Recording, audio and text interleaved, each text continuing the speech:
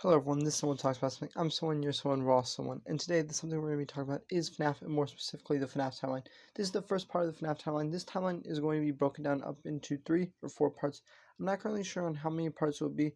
The week or two after the last part of the timeline is released, I will release a cut down version. This one is going to be all of the timeline parts, and then the intros and outros will be cut out. However, there will be one final outro on it, just saying thank you for watching. Now, before we get into the timeline, make sure to collect your very own fast token, which you can get by hitting that subscribe button. And a little FYI, fast tokens have no monetary value, so do with it as you want. Maybe trade it to someone for something, I don't know. And next week we have a video where I break down and review the new trailer of Into the Pit, so you're not going to want to miss it because it's going to be a great video. And one more thing before we get into the timeline. The timeline I'm making, I'm currently writing it as I go along, so I'm currently changing it and making adjustments to it. So if you have any suggestions about it, please let me know down below. And then I'll also be doing a talk back about it the week after or 2 weeks after the last part comes up, where I break down the timeline just to kind of go over any leaps I may have made in logic or anything like that, just to kind of clear up any confusion with that. And now onto the timeline. Our story begins back in the year 1970 in the city of Hurricane, Utah. It is currently September, and the local circus just opened for this year's Fall Fest, a local circus attraction that had tons of cheap entertainment that would draw crowds and crowds of people. But the star attraction that rose above the rest and drew in the biggest crowds was the singing bear show called Fredbear's Singing Show. And the two things that made this show so popular was first, the cheap entertainment. The price of tickets were only 50 cents, and you'd get entertainment, food, and drinks. And the second thing that people loved about the show was the main attraction himself, Fredbear the Singing Bear. And at the start, the show was very simple. All it was a single performer in a bear mascot costume with bright red rosy cheeks to match the circus aesthetic. However, though, after 3 years, in the year 1973, the magic of Fredbear the Singing Bear wore off, and people started to choose other shows. This was until, however, they added some brand new characters, these being Bonnie the blue guitar-playing bunny, Chica the pizza-hungry yellow chicken, the swashbuckling fox Foxy the pirate, and Balloon Boy, a small child statue who would hold balloons in one hand and a sign with the word balloons in the other. And this new group was called Freddy's and Friends, dropping the Fredbear name, and the crowds absolutely loved this new cast of crew. What followed next was 3 years of incredible business for Freddy's and Friends, so successful in fact that they decided to hire an incredibly smart and creative man named Henry Emily and have him try something brand new, animatronics. With an increase in popularity for animatronic brands, Freddy decided it's time to upgrade their show and turn Freddy and Friends into a rocking band of animatronics. And they didn't just stop there. They decided that it was also time to add a second act to the show, just in case any of the animatronics went out. This new show was a hero-type court jester who has curly shoes with bells at the end, puffy red and yellow trousers, and a tutu with a face with a big toothy grin, and they called this character Sun. However, though, every hero needs a villain to their story, so when the tent would go dark, a different type jester would appear with a similar outfit. Instead, this time it was being a little different, it being dark blue and golden stars. But this jester was called Moon, and they would perform together in between Freddy and Friends band performances. Now, during the last couple years, Freddy's and Friends had provided amazing entertainment for many, many people. But not only did they entertain people, they also inspired many people to try and make their own popular performers. And one person in particular was absolutely obsessed with creating their own show, Mr. William Afton. William Afton was inspired by Freddy's, and he wanted to entertain and perform people just like Freddy and Friends had done for many years. However, though there were a few problems, William wasn't the most creative. He decides to riff off the themes of Freddy's and creates a golden bear mascot suit, naming it Fredbear, and a golden bunny mascot suit.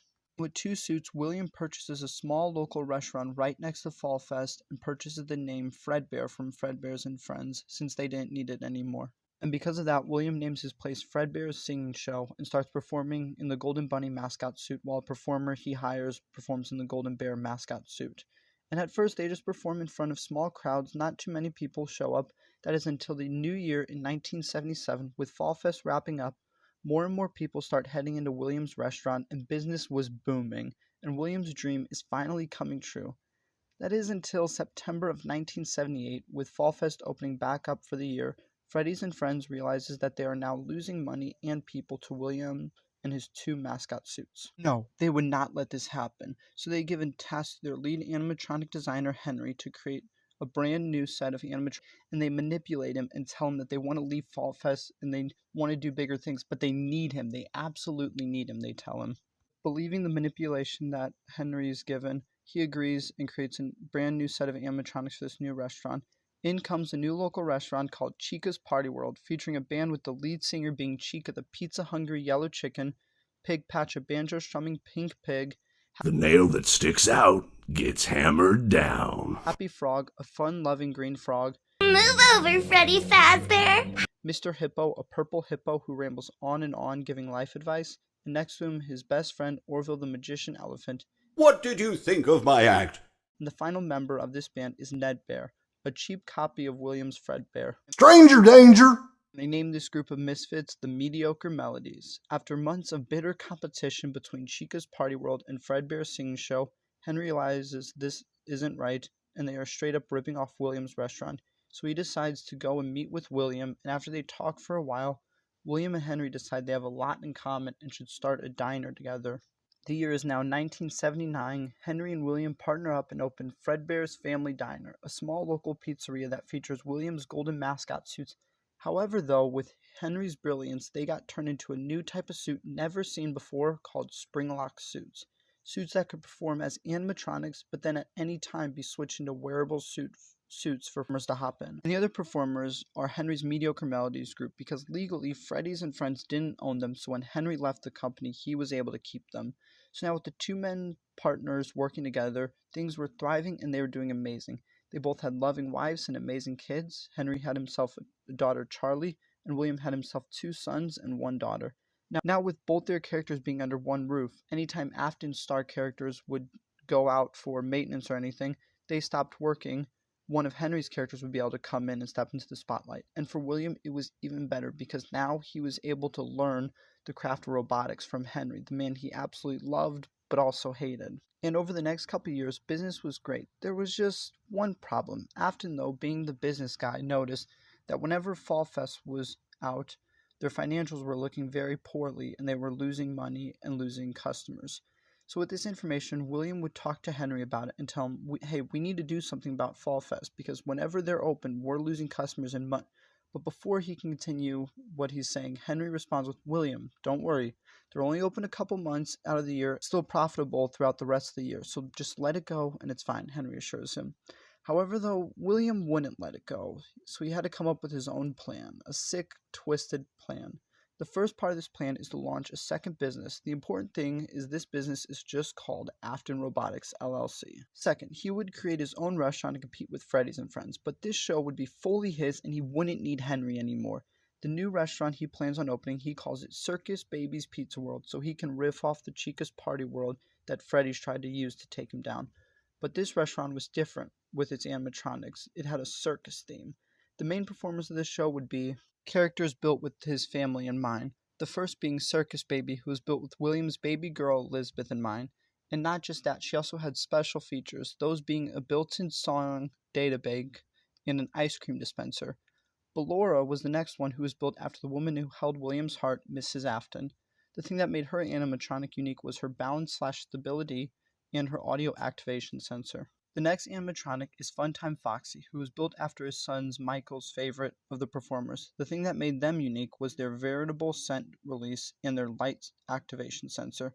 The final animatronic is Funtime Freddy, who was built after his youngest son's favorite performer, and the thing that made him unique was his proximity sensor/grouping coordination. But these were not just regular animatronics. He didn't want anything like those janky, disgusting barnyard animatronics Henry had made, but ones with flexibility, who could move freely and had fluidity with tubes instead of those cheap and simple bars and wires that Henry would use.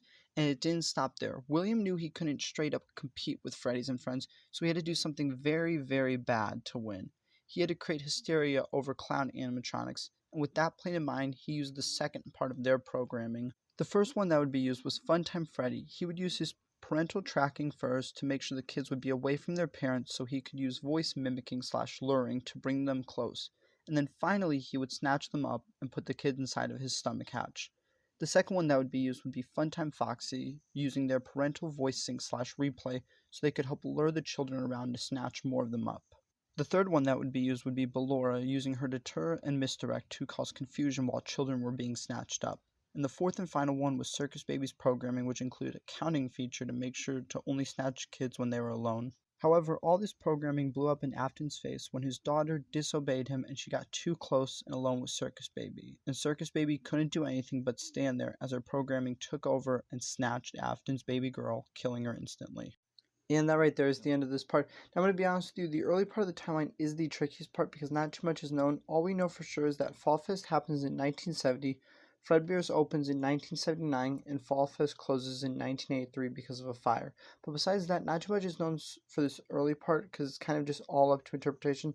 But like I said earlier, any questions you have, please let me know because I will be making a video breaking all of it down after the last part of the timeline goes up to kind of clear up any confusion that's left over. But remember, this is Someone Talks About Something. I'm someone, you're someone, we're all someone. Hope you enjoyed this video. Please have an amazing day, and peace out.